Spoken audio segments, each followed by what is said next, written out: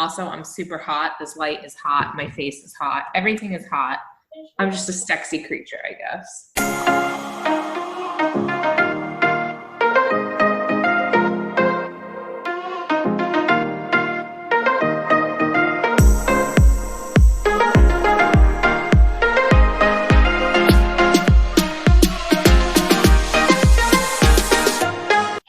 Welcome to Literary Lushes with your hosts, Samantha and Megan. And today we are discussing the book, The Southern Book Club's Guide to Slaying Vampires by Grady Hendrix. Woohoo. It was such, and I'm going to say it, ready? It was such a great book. It was a peachy book, if I do say so myself. Oh my gosh, peachy keen. This book was recommended to us by one of our listeners, Julie, and in honor of Thanksgiving, we want to say thank you to all of our listeners. So listener appreciation, we want to thank all of you guys, and we want to thank Julie for the recommendation. Yes, thank you, Julie. And this is our second annual fan appreciation episode, which we think, because we have some international listeners, that's what we would call it instead of our Thanksgiving Day episode. Yes. Also, warning and full disclosure, if you were listening to this while cooking your Thanksgiving dinner, you may not want to be listening to it with children around. Because it gets pretty gruesome and graphic, and we'll be talking about some of those things. So, just warning. Yeah, we will. Not that we've ever been good at censoring ourselves, but I'm just saying, if you thought it would be fun to listen to us while you're cooking in the kitchen, you might want to wear your AirPods or whatever it is, you crazy technology people use.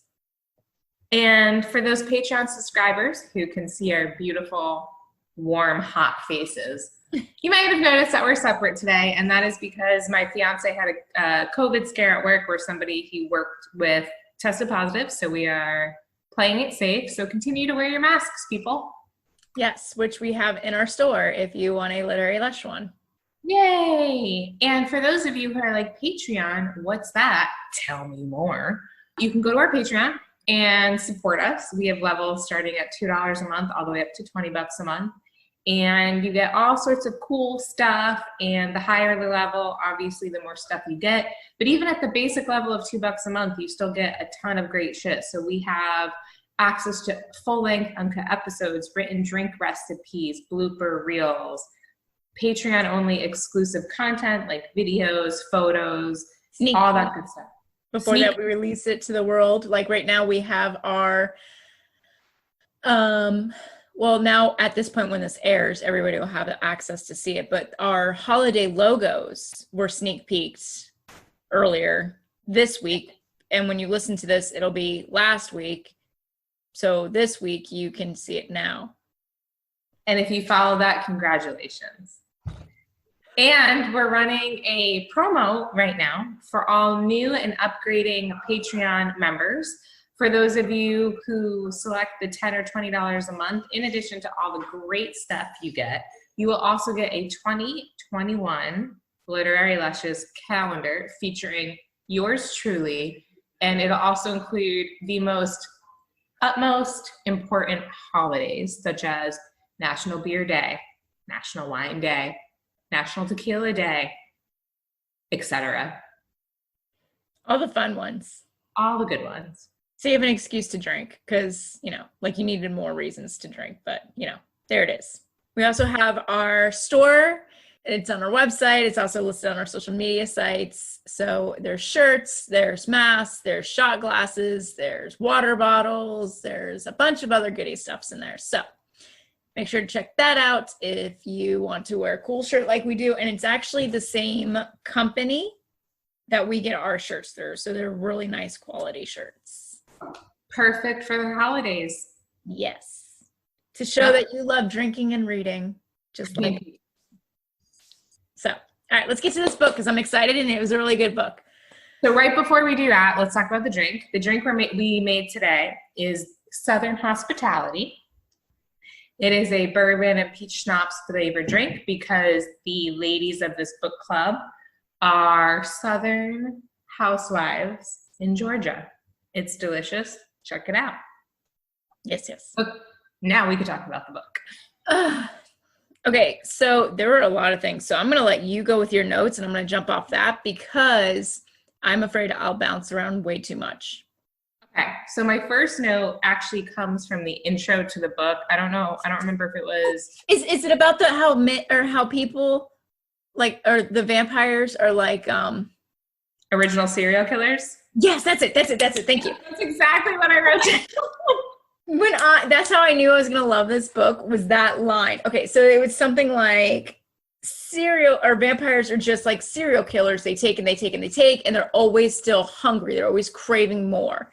And I was like, oh my God, that's the best analogy I have ever heard in my life. Like, how did I not think of this before? It's so good. And they prey on the weak and they know how to manipulate. And I'm just like, and a lot of times they like typically have a type, right? Like, and a lot of, yeah. So it makes me wonder if, like how back in the day people used to villainize and make them into real life things into monsters. And I was wondering if back in the day, the whole mythology of vampires came from serial killers. Like they were Maybe just like Jack the Ripper was a serial killer. Yeah. I mean, not a serial killer, a vampire. Yeah. I was like, sorry, blurring together. But I was like, this is so cool. So I liked that analogy and I thought it was really neat. And that's when I knew I'd like the book. And I made a note to be like, to keep that in the front because I knew I was gonna want to talk about that and get excited. And I also like it because you read that on like page 1 of the author's note before you even get into the book. And the premise of the book is these housewives, they quote unquote have nothing better to do and they quote unquote do anything with their time. So they decide to start a book club where they read true crime murder mystery books. And then it turns out that one of their neighbors who embeds himself into society turns out to be some sort of vampire. And it's, a battle to the death, and it's a great book. But what I liked about it was, so in the beginning of the book, it's like vampires are the original serial killers. And then like the whole book, how they're trying to figure out how to defeat this vampire, James Harris, they treat it as if it's like a true crime thing where they have to like clean the crime scene. They have to bring the they have to have evidence that they know that would stick and So I really enjoyed that. They have to get their story straight. They have to, yeah. I liked it. I liked how they compared it to Ted Bundy a lot. Yeah. I mean, it makes sense. Ted Bundy was handsome and charming, and everybody ignored the signs because they're like, it couldn't be Ted. No. Even though his name's Ted and he has a Volkswagen and he's handsome. Like, no, it couldn't be that Ted. Right. It can't be James Harris, even though he drives a white van with the same license plate and, doesn't go out in daylight and all that fun stuff. Yeah. And he totally was not sucking on a girl's thigh. Like, ugh. Okay. We'll get to that. Oh, God. He told you I'd start bouncing around. This is why you're in charge of going down the list. Well, I want to get through the author's note first because there was like 3 things that I liked. Okay. The second one I liked was how he talks about basically like mom strength and how when you're younger, you don't really realize how much your mom or dad, if it's your stay-at-home parent, does during the day.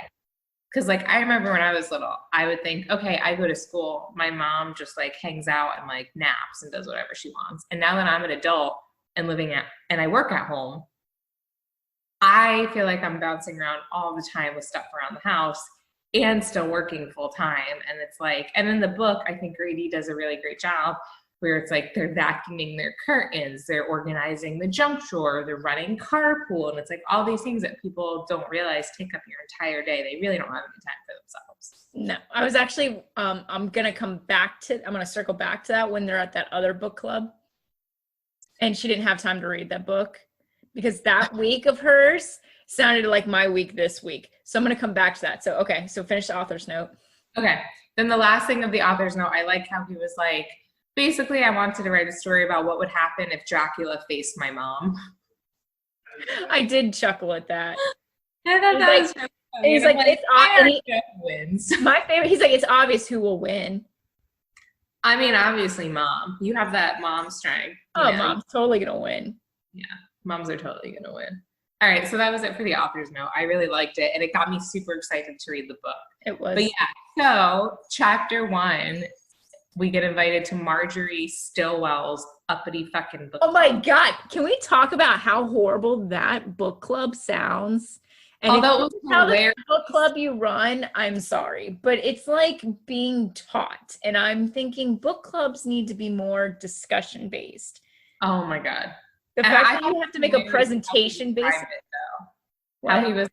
How he was like, Marjorie asked for submissions and then told everybody what books to read. And then she's like, and you have to have discussion points and printed out stuff and this, and you have to stand A 20-minute presentation. That's insane to me.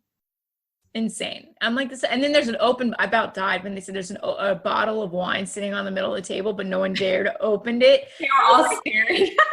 I'm like, what? That was the best part of book club was the wine.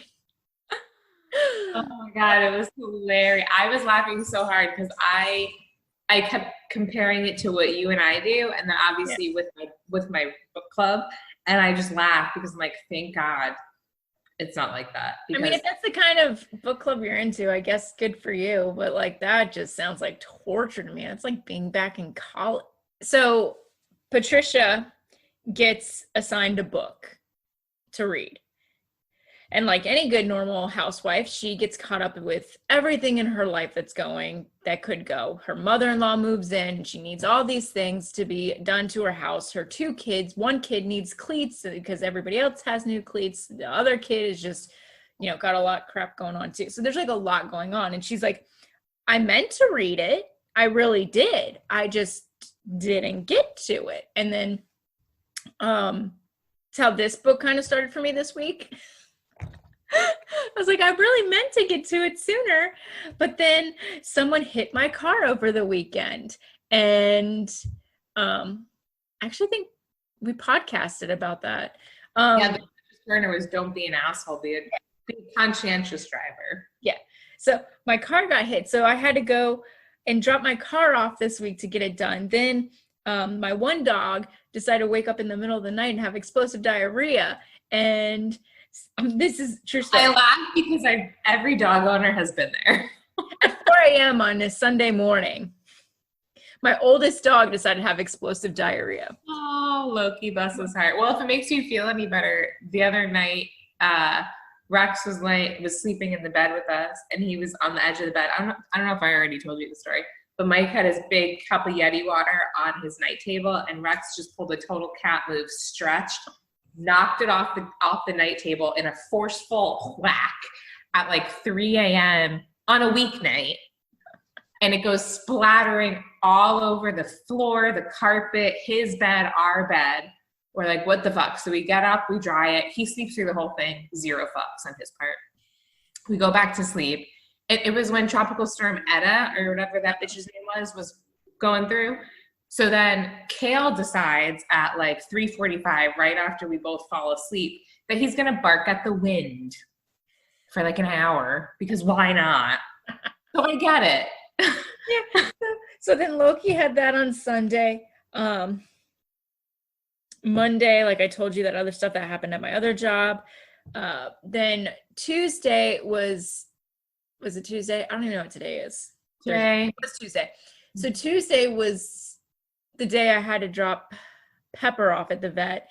And I didn't think when I made the appointment, but she was getting a mass removed. And I didn't realize how extensive that was. And that meant like she's not allowed to run for 2 weeks. She's not allowed to play for 2 weeks. She's to wear a cone for 2 weeks. Like, didn't realize what I was signing up for. And she also had dental work and like other stuff done. So Wednesday was the fun day.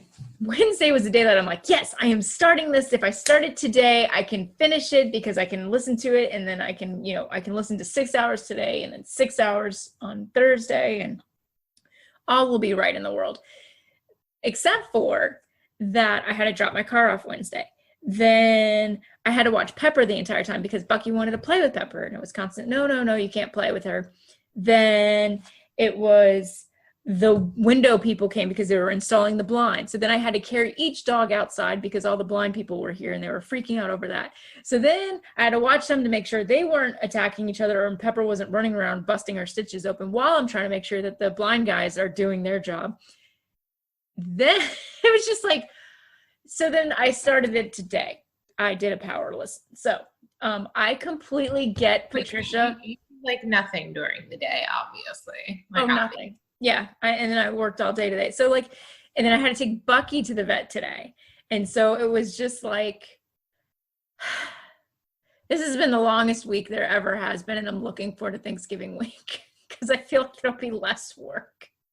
And I'm all day yesterday, I was like, who thought 3 dogs was a good idea? So when Patricia was talking about trying to get everything done, and then the one needs cleats and the other one is this, and then the one's upset because now you brought up about her pants being pulled down and you thought you were helping and you really weren't.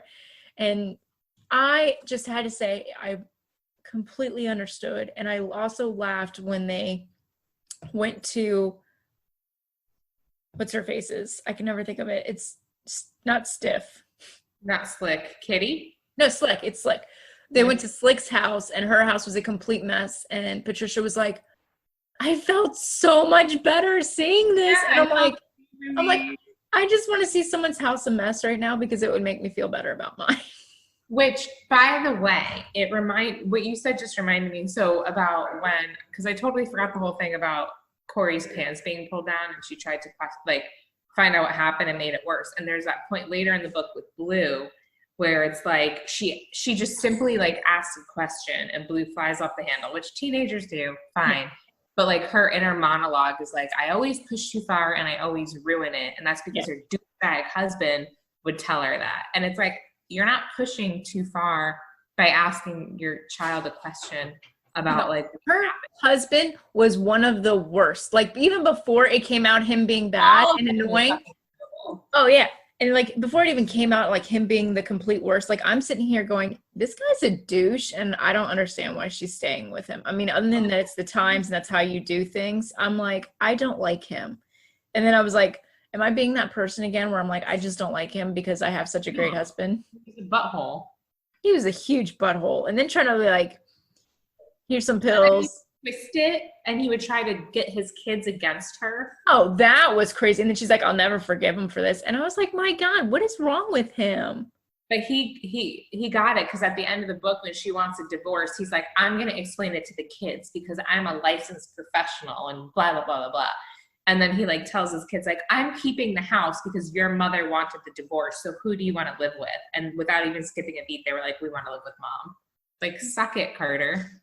Because he's such a tool. And then she said, like, all these girls, before they even got to the part about them having an affair, I think it was like even before the 3-year mark, or it was like whatever, but all the women calling, and sometimes they didn't even call him by, they called his house, and sometimes they didn't even call him Doctor, whatever the last name was, they just called him Carter. I'm like, oh, hell no. No one needs to call you by your first name. Right here. I will totally confront you if women start calling the house asking for you. Well, it's going to be really tricky with that house phone. That's very true. I did like how there was that constant underrunning theme of if it's a rich white person who loses money or a rich white person who like has a problem with their kid, everybody pays attention. But if it's a poor black person, nobody fucking cares. I thought that was horrible because like, she was like, well, I didn't read it in the paper. As soon as she said, I didn't read it in the paper, I'm like, probably because they're black and poor. They don't care. And then they said it later. And I'm like, yeah, see? And Miss Green was like, you calling me a liar? And Katie was like, no. She kept looking out the window at her car. Oh, those hoodlums are surrounding your car. You're a stranger, ma'am. You're the outsider here. We seriously could have like a 3-hour conversation about this book, about each section. Let's talk about Grace for a hot minute. She's a special one. Do you know what she reminds me of? So this book took place in the late 80s, early 90s, and then it ends in, there's like the prologue that takes place in like 99. So it takes place basically like when we grew up. Right. Which obviously was before social media. But Grace reminds me of the type of person who on social media will make it seem like everything in their life is so perfect. Yep. And posting pictures of their perfect family and their perfect pristine house and their perfect pristine vacation photos. Meanwhile, like their kids had a meltdown and like shit themselves on the way to the photo shoot and dog threw up right before, you know, like that kind of thing. Where it's like and the husband's having an affair and she's hopped up on, you know, painkillers every day. And that's exactly who she reminds me of. And then you realize it's true when they try to get the police officers to come talk to them and all the husbands show up with, don't even fucking get me started with that. But that her husband looks so mad and then he ends up beating the crap out of her for it because she embarrassed him. When I read that, I'm like, oh, hell no. Let someone beat me because I embarrassed the crap out of them and watch how I embarrass the crap out of their kneecaps with a bat. And I thought it was even worse when Patricia went to go visit her and she was like, oh, Grace had strawberry jam on her lip and she realized it was a scab. I was like, oh my God. No. But Grace is good. That's one thing I always said I would never stand for is a man hitting me. But in that same turn, I also refuse to ever hit a man too. Like it's a two-way street. I don't go around throwing my shoe at men. All around is not a good idea. Yeah. Physical, mental, or emotional. Yeah. And they all did all of them. Like, screw all them husbands. They were the worst. Oh my God, they were the worst. When they came and mansplained how all the women were wrong, and then all the women just rolled over except for Patricia, I was like seething in bed. I was like, this is the worst. Like, I was so mad. And they were so belittled. And I did like that exchange with Patricia and Grace. When Patricia goes over Grace's house and Grace is polishing her grandmother's china, whatever the fuck, or washing. She said you have to do it the right way, the old-fashioned way, or else it's not worth doing. Yeah, and Patricia was like, don't you care about anything besides cleaning your house? And Grace was like, if we don't clean and take care of the house, they'll live in filth. They won't eat. They won't do this. They won't do that. Like, I make this household run. And I did like that exchange because it's like so true. Like, you know, Mike is sitting right here, so he's probably going to give me the evil eye. But like, I do a lot of random things around the house that he probably wouldn't even notice. Oh yeah. Yeah. Like dusting. Dusting's a huge thing in this house that I do that, right? Like, he's like, you're supposed to what? I'm like, dust the baseboards and the top of the fans. I had a roommate in college and we had this is relevant, I swear. We had the suite style rooms where it was dorm room and a shared bathroom and then a dorm room. And one day I was like, how can you stand to put your butt on a dirty toilet seat? She's like, I didn't know you were supposed to clean the toilet seat. What? You're supposed to clean the entire toilet. And I was the only one out of the four of us who thought cleaning the toilet was like important. No, I think I clean the toilet more than I clean anything else in the house. I think I clean the toilet more than I fold laundry. Yeah. So like I understood to me. That's the toilet is where, like, you know, it's the toilet that needs to be toilet. We don't have curtains, but if we did, I sure as shit wouldn't vacuum them. No, I'd lint roll them. I wouldn't even do that. Anyways, so yeah, the cleaning. And I thought it was interesting too that Grace yelled at Patricia and said, why do you have to knock what we do? Yeah. Like, why do you have to belittle what we do? That was the word she used. Yep. There you go. Yeah. Which was an interesting perspective on that. The cleaning thing comes back full circle because they clean up not one, but two crime scenes. So the first crime scene they clean up is the attic when Patricia and I want to call her Kitty, leave the attic and they leave the dirty footprints all down the stairs. And Patricia takes charge and she's like, we're going to need the carpet cleaner, the vacuum, paper towels, this, that, and the other thing. And they leave without a trace on white carpet. Could you even imagine? No, I have brown carpet. And with the diarrhea the other night, that was even a struggle. I mean, I don't know. And then the second crime scene, obviously, is when, spoiler alert, They Dismember James. that was it. Dismember James. I couldn't think of the word. I'm like disembowel, and I'm like similar. I'm so glad I remembered a word. Yay. And the best part about that was they were so careful. They like laid a tarp down in the bathroom, and then they looked and they're like, there's blood everywhere. Yeah, what was it? Santa Clarita Diet, when they went to kill somebody in the storage unit, they tarped everything. I go, that's what you gotta do. You gotta tarp everything. I love that show. I was so mad when they canceled it. But didn't they also do that at a house? They were trying to like show a house. Everything was like tarped. You're like, what are you doing here? We're like, oh, we're painting. Like a renovation. Stand right here, please. And then meanwhile, she's behind him licking her lips like, he looks good. I'm going to eat him. A great show. I wish it wasn't canceled. Bring it back, Netflix. I haven't watched the latest season. So by latest season, you mean season 3 that came out like 2 years ago? Yes, because I was watching it with Ray, and he gets into a show and then he stops. And we do that. So that was a good one, though. I recommend you finishing it. Okay. So anyway, I also thought it was funny that after they leave Marjorie Sitwell's book club, book club, and they're like, this is the fucking worst, and they decide to start their own book club about true crime. I like how Slick tells her husband it's a Bible study. Oh my God, I was dying laughing. And I'm like, how does this not come up? Like, they're all playing baseball together and they're all talking about their wives. Like, how does this not come up? Like, oh, I think it's wonderful the women are in book club, like, or like doing Bible study. It could easily be like, I think it's wonderful that the women are in book club, and her husband could be like, oh yeah, but you mean the Bible study group, right? And they're like, oh yeah, I guess that's what it is. But they all knew that's not what it was. They all knew that their wives were reading these true crime shits. Do they though? Yeah, that's what happened. That's because at one point when it comes up later, when they tried calling the cops and all the husbands were there. Oh, that's true. And then the one guy's like said something about, and it's just all in your head because you ladies keep reading these true crime books. And the guy's like, what? No, it's a Bible study. And they're like, no, it's not. And they all look at her and she's like, well, that just goes to show they don't talk about their loving wives when they hang out. No. And then they go home and her husband yells at her. And she's like, I almost lost my marriage because of it. So stupid. That made me, but I thought it was funny, but it also made me really mad. But anyways, so yes, thought it was funny that she called it a Bible studies.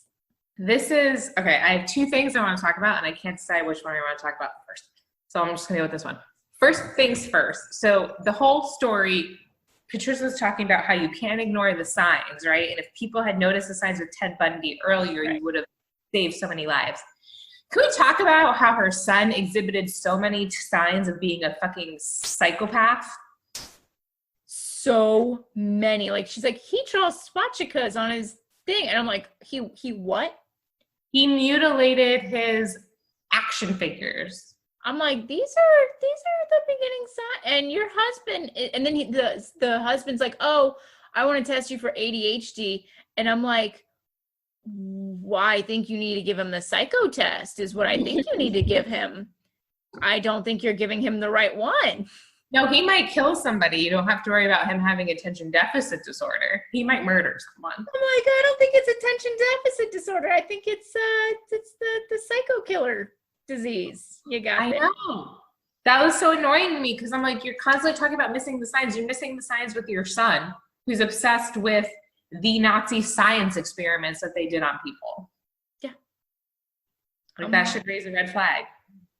I'm like, okay. And then James knew a whole bunch about it too. And I'm like, no one's weirded out by this. And then he's like, oh, and then they gave, all our space programs were, former Nazis that they gave autonomy to so that they could build them some rockets. And I was like, I feel like there's a lot of this that was well known. That's well known, but also at the same time, I'm like, there's some well known things, but then I feel like there's a lot of in-depth stuff that they got real creepy about. And I'm like, I feel like these are signs.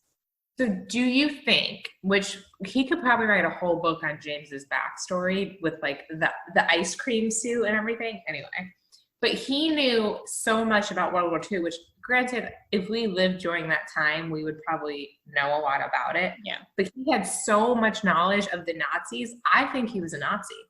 I think he was too. Because he references at the end of the book, like when when they're disembodying him and he starts kind of rambling and he talks about like all the people he's killed or whatever. And I think Russia comes up.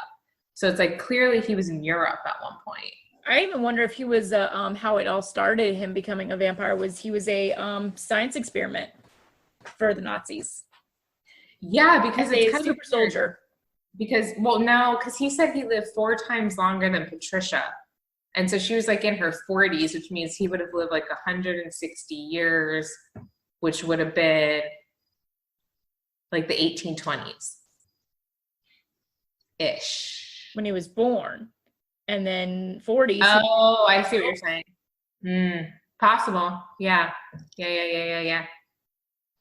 Huh. Just my thinking. Yeah. It was interesting. And there was a lot. I was like, I feel like you could have had another story in this story. Like there's some people in here I would have loved to have known more about like the Miss Mary. I want to hear more about Miss Mary. Right? And she was like a medium and then all that kind of shit. Oh my God. I was like, can we know more about her? And when Patty saw her staring at her through the crack of the dining room door, I'm like, oh shit, now we got ghosts and vampires in one story. I was like, this is getting real great. So when Miss Mary first moves in, she obviously had dementia. I remember when my grandmother, towards the end, was getting dementia, and she used to hit us with her cane. So when she used to say that she would pinch the one kid, and then she'd pinch Patricia and do this and that, I'm like, yep, that seems right. I mean, granted, my grandmother was nowhere near to this level that Miss Mary was at, but it was still like, oh, I would have put her in a home. What about the scene where Miss Mary, not my grandmother, because Miss Mary was way further along. But oh my gosh, she was way further along. And like Carter didn't even really seem to like realize how much work when it was taking care of his mother, and the fact that his brothers were just like, nah, man, we can't take her. I was pissed when they were like, oh, my kids are too little. They can't understand what's going on, and I want them to remember their grandma. He's the youngest kid. So I was like, and then the other brother's like, nah, it's too cold up here. She won't like it. I'm like, get her a damn space heater, yo. Yeah. I was so angry for Patricia. I know. I felt for Patricia. She was some of the things she did, I'm like, you dumb fucking bitch. But for the most part, she was a really likable hero. The one thing I did not like about this book is I wish you got to the vampire killing a little bit sooner. Yeah. That was like, I enjoyed the first half of the book where it kind of sets the tone. You realize how James is embedding himself into the society. You realize how he's undermining all of the women, especially Patricia. You realize that her fight is becoming futile. But then I'm like, come on, man. I just want to see some fucking soccer moms kill some vampires. Yes. I did like how each section of the book was the name of a true crime novel. Did they do that? They did not do that in the audio. Yeah, so it was kind of cool because it would be like the time frame, so the month and the year, and then also like a true crime novel. And then he would tie that novel into the book club, but then also like kind of into the storyline, which is kind of cool. Well, I know he did the tying it with the Ted Bundy part anyways. Mm-hmm. But I don't remember them saying like... Which makes me want to read that book, by the way. Yes. Okay. The final talking point I have is about Patricia being an idiot. Okay. First of all, she meets James, and he's like, woe is me. I don't have a license, but I randomly have $80,000 in cash. Oh my... Help me open up a bunch of accounts. And she's like, sure. I was like, what are you doing? Why? And then they're like, will you be a co-sign for him? I'm like, no. You don't co-sign for a stranger. And take my shady child molester van because I can't go in the sun. Oh, and then while they're at the bank, he's like, oh, yes, I do all this work, this lawn stuff and this and this. And she's like, no, he don't. And she didn't think that, like, I'd have been like, okay, I'm done. I'm getting up. I don't know you from Adam. Goodbye. I mean, I do like how it kept coming back to the Southern hospitality, and it's like how they just can't say no. But I'm like, that was one of the times I was like, you dumb bitch. I was like, this is not going to end well. Mm-mm. And then here's the other time where I was like, you dumb bitch. The first time he comes over and is like, may I come in? Oh, he like was like, he basically said, I need a formal invitation. And I'm like, if someone said that to me, I'd be like, that's real sketch. Here, stuck on this garlic piece. And what happens later in the story, he's like, you invited me in. I feel like I could come over at any time. I feel like they even say my that. own house. Even Carter was like, oh, you can come by anytime. You know, our house is your house. And I was like, what? Before it even comes up, before they even say he's a vampire or anything like that, I'm like, made him the one that was the bad guy. I was like, he don't be the vampire because you invited him in your home and you don't even know him. And he came from nowhere. And his aunt ain't even there to say, this is my nephew. Like, hell no. And now he's just in your house, sucking on your daughter's upper thigh. Which was super creepy. And she was naked. Like, why does she have to be naked? Yeah, he used to be wearing underwear. Maybe it just entices it more. I don't know. There's a lot of stuff. There's a lot of good stuff. I want to know, so this is me just getting kind of meta with it. But at this point in the story, it was the 90s. So when James is sucking on Corey's thigh, she takes a picture of the puncture wound, and it's on the upper thigh right by the vaginal area. There's no digital cameras. Where did she get those pictures developed? I don't know, but I can tell you if you go to Walgreens to get it developed, they won't give it to you if there's a naked child in the picture.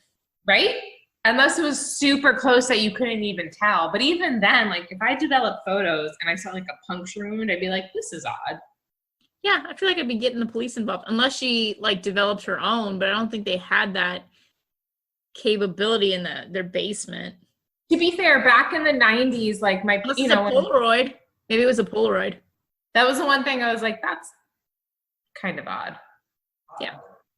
I feel like with our powers combined, if we were to commit the grisly murder of a vampire, we'd maybe get away with it. Oh, yeah. I wouldn't be like, what's her face, and pee my pants. Oh my God. Could you imagine? I'd be like, do you sparkle? No? Okay. Okay, I would never ask a vampire if they sparkle because they don't, Stephanie Myers. They don't. I know they don't, but I would just be like, see, Stephanie? See? Can I get you on recording saying that? They do not sparkle. They do not glitter. I think you're right. I think if we were together. And then, like, I felt really, like, annoyed with the actual book club at points because she was, like, saying in the beginning, she's like, we've been through everything together. We've done this, and we've gone through this, and sometimes we've had fights, and there was this. I'm like, okay, so they're really close. And then she's like, only sleep visiting in the hospital. And then she's like, and then I told him about James and no one believed me and I had to beg them. And I'm like, which, to be fair, if I came to you one day and was like, listen, this mutual friend of ours is a child molester / drug / vampire, depending on which conversation. Okay, let's go spy on them and see. Okay, yeah, but you're a voice of reason, and these are I'm not going to be like, oh, no, we know him. He's not. And you know what half my problem is? I took all those sexual abuse classes in college, so I, like, look at everybody. I'm like, My problem is I trust no one. I don't trust shit. Like, nope. I mean, yeah, I don't know. I was like, okay, if, like, somebody told me that somebody we know is a vampire, I'd be like, prove it. I'd be like, let's go on a thing. Let's go check this out. No pun intended. Yeah. Let's go do a stakeout. That was pretty good, right? That was pretty good. So for today's Conscious Corner, it's a twofer. Woo-hoo. First, we would like to say thank you to all of the stay-at-home parents out there. Without you, the world would not run as smoothly as it does on a day-to-day basis. So thank you. And you guys are seriously superheroes. The unsung heroes of the world for this year and every year. since the dawn of time. The Thank you. second part of the Conscious Corner is thank you to all of our fans and supporters. Without you, this would not go anywhere. I mean, we'd still do it for our own entertainment, but it'd be real low budget. Yeah. We're getting there. We're getting there. I feel like we're a lot further than we were a year ago. Thank you, everybody, for supporting us. If you would like to continue supporting us financially so that we can, upgrade some stuff, including, it's expensive to make this cheap. Yeah. Support us on Patreon. Yes. You could just straight up Venmo us some money if you just want to send us some money. We were toying with the idea of starting an OnlyFans account, so let us know. So everybody, our next book is Gravity's Air by Sarah Bond. And that episode is going to be going up December 10th of this year. So everybody have a happy and wonderful Thanksgiving. Gobble, gobble. Eat until you're stuffed. And with that, we say, stay thankful with your libations.